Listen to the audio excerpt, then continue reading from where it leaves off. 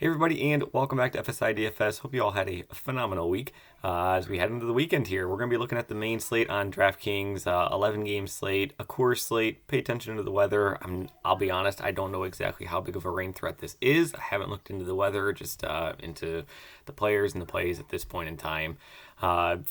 Some real quick cliff notes for you. Like, it's really ugly on the pitching side. Like, all of the best pitchers have pretty tough matchups. I mean, Alcantara and Senga have better matchups, but I mean, those two pitchers haven't been absolutely what we would call safe plays as of late. So uh, there's no ownership is going to be extremely spread out. We'll just say that ownership is going to be extremely spread out in terms of the pitching side, and it kind of makes for like just the perfect GPP slate if you do kind of like going in that direction.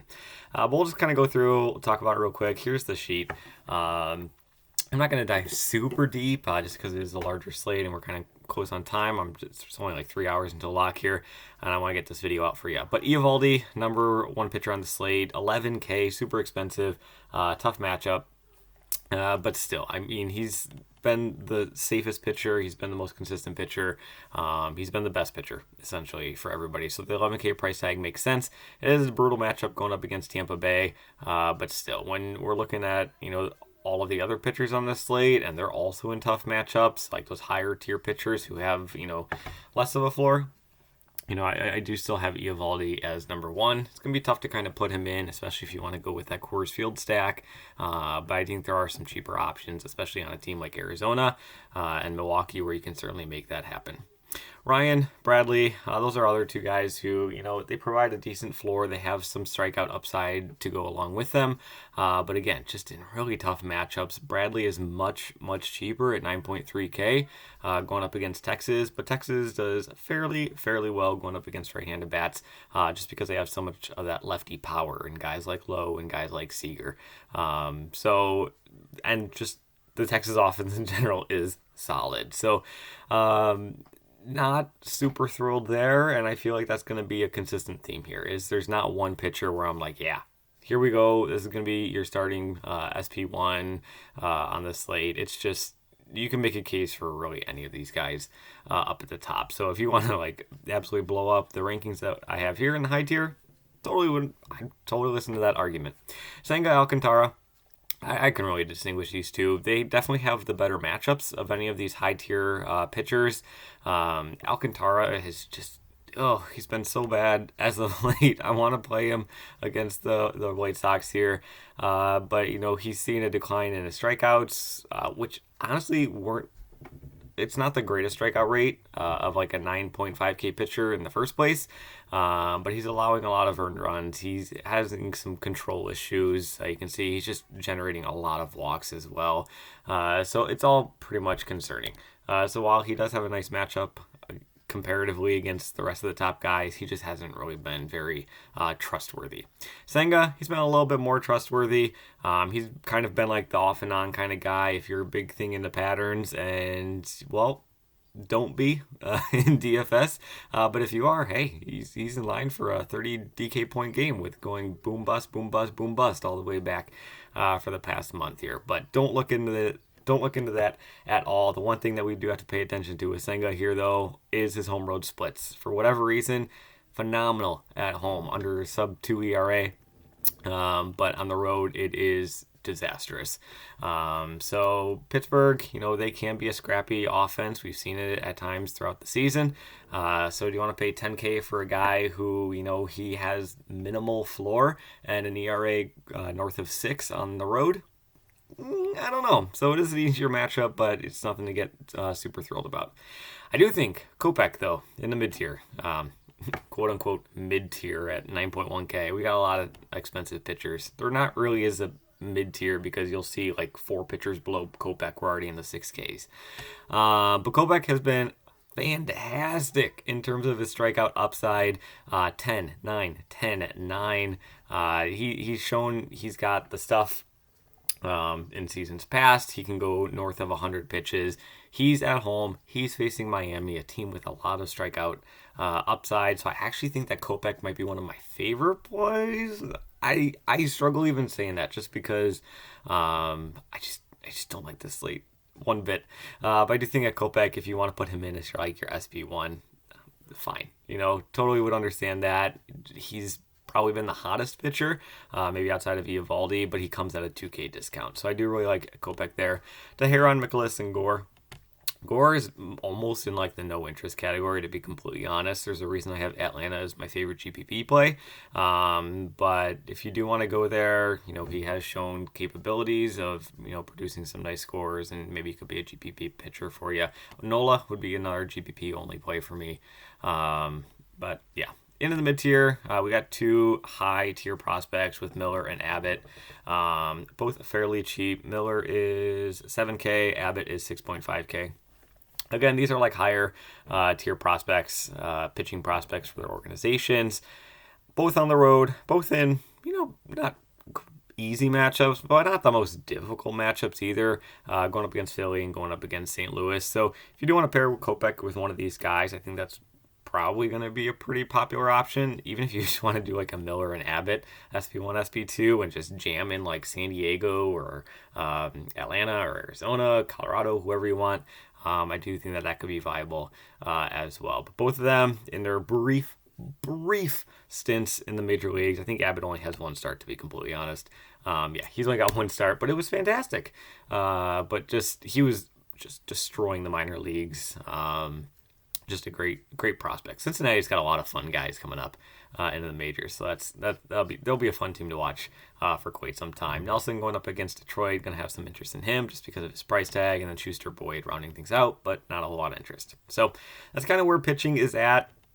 Kopech, maybe some prospects, maybe. Yeah, it's gross. Don't get too overweight. I guess if you want to get overweight on one pitcher, it's not going to be hard. Ownership is going to be so spread out in terms of pitching. It's going to be hard to go underweight on really anybody, except for completely fading them.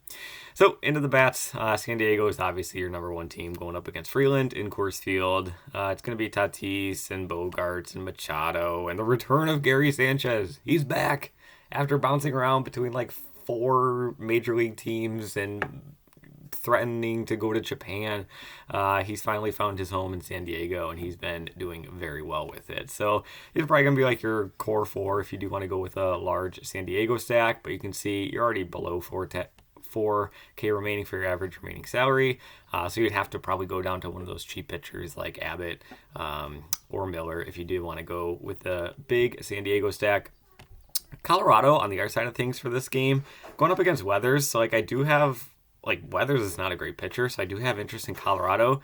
But the thing with Colorado is they are dead last in terms of hitting against left-handed pitching so far this season. They're WRC plus dead last. It's worse than Oakland. It's worse than Kansas City and Detroit and all those, struggling offenses in Washington. Even with the Coors Field element, he just can't seem to figure out left-handed pitching for whatever reason it is. So I do have them a bit down on the tier rankings here just because of that. And they're still in Coors Field though, and they're still facing a bad pitcher. So it's not like it's a lefty of Kershaw or anything. So I do still have some interest in Colorado, but it's reduced. Arizona, I think, is actually one of my favorite plays outside of San Diego. Arizona has a lot of nice bats to them going over and facing Boyd. Boyd has some certain blow-up potential to him. Ketel Marte is probably going to be my favorite second baseman on the entire slate. Christian Walker absolutely rakes against left-handed pitching, and we got a nice discount with him at 4K. So I don't mind him there. Walker would probably be my first Arizona bat if I was going to do an Arizona stack. Other guys that you could be paying attention to, Rivera, 3.2K, don't mind him there. Rojas, not Rojas, Longoria, that's who I want to say. The return of Evan Longoria, he's back as well. He actually has really nice numbers against left-handed hitting. He's got over a 300 WOBA, over a 200 ISO. The numbers were really popping out on him when I was looking through there, and he's been doing pretty well as of late, seeing the ball pretty well here. Can't dismiss 2 home runs in his past 4 hits as well. So he's seen the ball well, very, very cheap, very affordable at 2.9K. I do think that Arizona could be quite nice if you want to go there. Corbin Carroll, doesn't matter if he's a lefty on a lefty. He's an amazing hitter. He's going to win Rookie of the Year. I don't think that De La Cruz is going to win Rookie of the Year. I still think it's going to be Corbin Carroll, just because he's just that good. I mean, De La Cruz, don't get me wrong. He's going to be an MVP. But I still think Carroll's going to win Rookie of the Year here. But yeah, Arizona, love them. And then Atlanta, I talked about them being my favorite GPP play going up against Gore. Atlanta is actually, outside of Tampa Bay, the best hitting team against left-handed pitching in the entire league. So I do have a lot of interest in Atlanta here, and I don't think they're going to garner too much ownership just because of how expensive they are. And then when you compare them to a team like San Diego and Coors Field, I don't think too many people are going to be going over here. But your main takeaways for Atlanta are going to be Acuna, Riley, and Murphy. Those are where you're going to start off there. If you want to throw in Albies, if you want to throw in Olsen, not many people are going to go lefty on lefty. Olsen again at 5K, especially with a guy with the strikeout upside of Gore. So I mean, even better. I mean, that's why you're stacking Atlanta's for a GPP play. We don't think that many people are going to be playing them, just because of their salary, because of their price tags. You're going to have to go super cheap in terms of the pitching. But if you think that Atlanta is going to do really well and they're going to get the win, maybe you go to a guy like Schuster at 6.7K. Not many people are going to be on him at all, especially when he's sandwiched trading between guys like Miller and Abbott. The only issue with him, or the main issue with him, is that Washington just does not strike out as a team. They have a very low strikeout rate overall. Even though they're not a great offense, they make contact. They just don't do anything with it. Milwaukee, cheap team, probably my favorite cheap team on the slate. They are going up against... Can't even remember. Oh, Oakland. That's why. The dreaded Oakland bullpen, and even Blackburn. I don't have Blackburn had a disastrous minor league rehab stint, so he wasn't doing well. Did great in his first start back, second start back, not so great. But it's gonna be your lefties, and even some righties in Adames. For Milwaukee, but Yelich is 4.8K. He's pretty pricey, but once you get down to these guys like Adames 4.2, not too pricey. Miller, we're already below 4K when we get there. I'm trying to think of anybody else who was standing out. Obviously, Tellez stands out there. There's one other guy I want to talk about. Oh, Mets. I think that they are my second favorite GPP team. Who is their catcher who I want to talk about? Alvarez. I just love Alvarez. He's going to be so fun. Alonso goes on the IL. But then you still have guys like Lindor, and you still got guys like Brendan Nimmo. So I do think that the Mets, without Alonso and just with their struggles and their massive losing streak right now, I don't think many people are going to be on them, but they're still generating offense. It's just that their pitching is disastrous, but the bats are still there. I do think that they can go very under-owned. They're facing Oviedo for Pittsburgh, who certainly has shown throughout the season that while he can have some great starts, he can certainly blow up at times. So this is kind of where things rank out. It's a great GPP slate, just not a great slate for pitching at all, but hopefully this kind of helps you guide it in the right direction. So thanks for watching. As always, please subscribe. We're trying to hit 5K.